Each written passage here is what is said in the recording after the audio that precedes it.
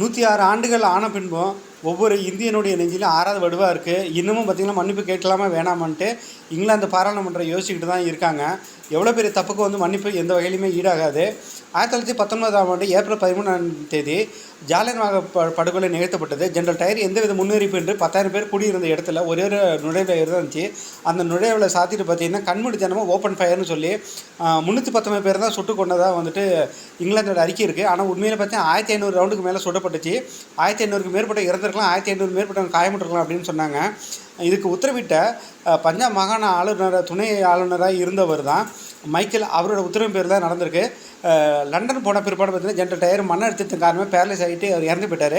உத்தம் சிங் அவர் கொல்லுன்னு இருந்தார், ஆனால் அதுக்கு வாய்ப்பு கிடைக்கல. ஆனால் 20 வருஷம் கழித்து லண்டனில் அதுக்கு உத்தரவிட்ட லெஃப்டினன்ட் கவர்னரான மைக்கேலை சுட்டுக் கொள்கிறாரு. இதன் மூலமாக தன்னுடைய பழியை தீர்த்திட்டார். ஒவ்வொரு இந்தியனுக்கும் இது ஆற விடவும் இன்னுமே இருந்துகிட்டு இருக்கு. இதுக்கு